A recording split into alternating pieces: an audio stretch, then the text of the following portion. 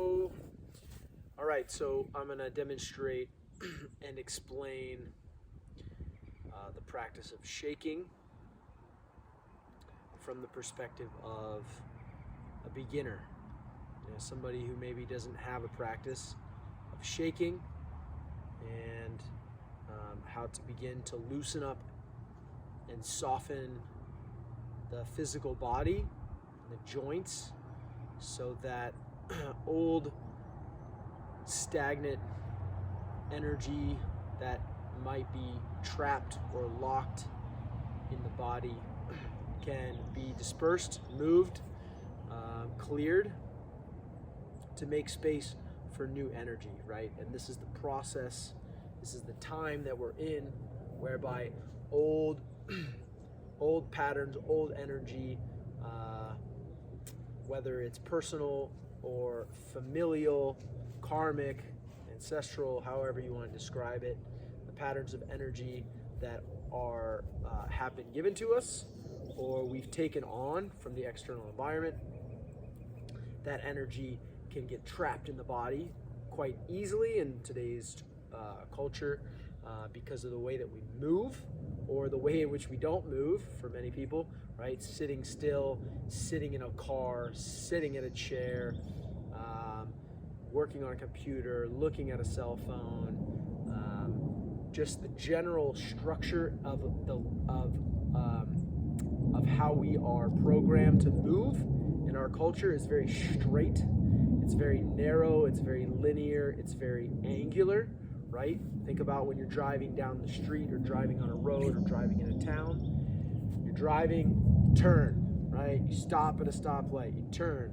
Everything is kind of structured this way on purpose in our culture, and it shows up in the patterns in our body, the limitations in how we might be able to move and express ourselves, and this in turn shows up in our emotions, what we're able to work through, what emotions we are able to assimilate or to process, and what emotions get trapped because there isn't a fluid pattern of movement, there isn't space to process and allow these things to move through us.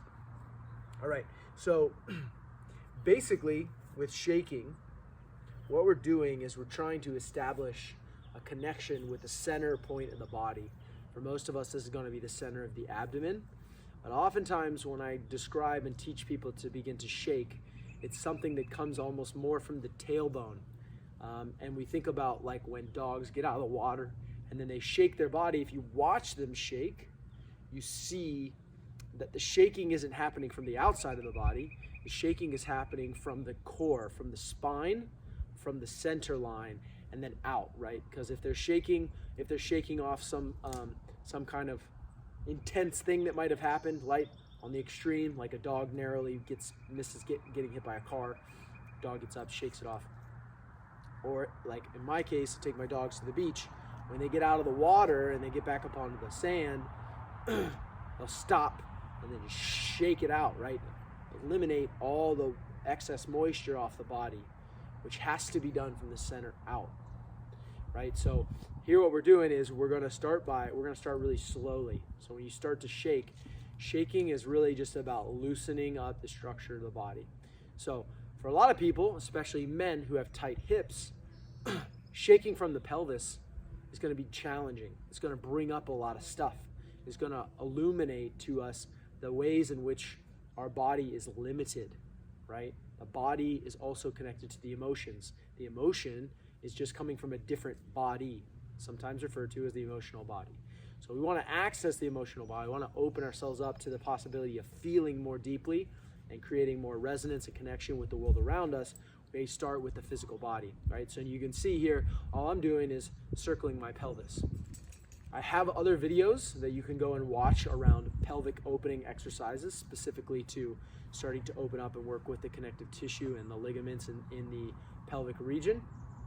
But for this video, just simply starting by circling your pelvis, circling your hips, moving your hips around, it's gonna be a good way to start, right? Because when we start to shake, what we're gonna do is we're gonna be rocking our pelvis back and forth.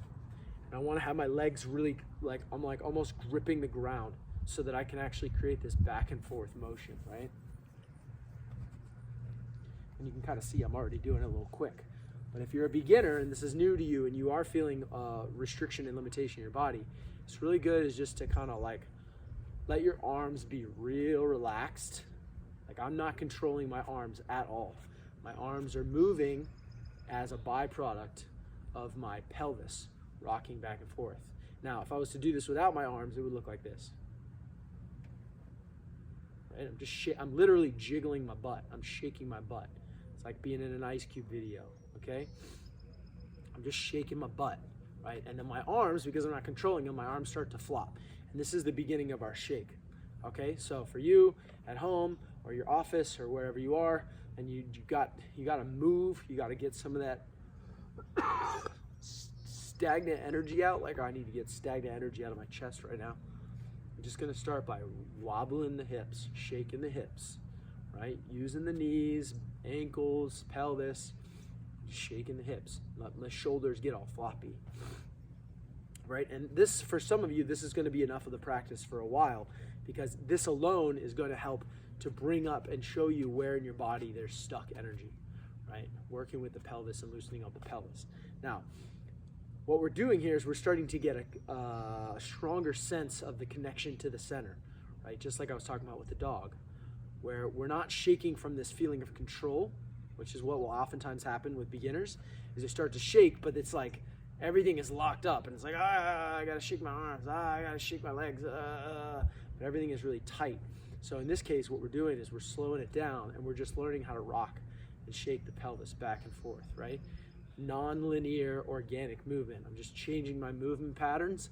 I'm changing them so that I don't get stuck in this like one way of shaking or one way of responding and one way of moving my body. Now from here, practice will continue and develop into something that starts slow but really becomes very big and very fast-paced. Okay, but with beginning this practice, what we want to be mindful of is not trying to replicate or trying to achieve something. Achieving something is not the goal of this practice. There's not really anything to achieve. There's not a best way to shake. The shaking in and of itself is completely void of all goal orientation, okay? So I start nice and easy, and as I develop my practice and I start to feel myself getting more loose, and I'm not controlling my upper body at all, which is very important for the shake. I want my upper body to be loose and soft, like seaweed, or like I want my arms and my shoulders to be like the end of a bullwhip, you know? They're just responding to the shaking of my pelvis.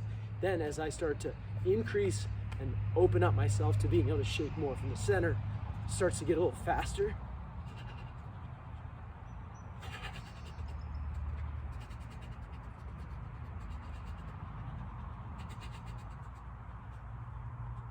And I just continue to vibrate myself. But my focus really is on the center. And I notice if I start to get too far out, or I start to tighten up, right? If I start to tighten up my pelvis, I'm losing the medicinal quality, the medicinal value of the shaking practice, right? So I'm gonna come back to the center, slow it down, just loosen, right? Loose and easy and fluid. And then from there, once I start to get that like feeling of grounded, like I'm down, I'm connected to the earth, and I can shake my pelvis faster, I'm still concentrating on the center of my belly, my tailbone.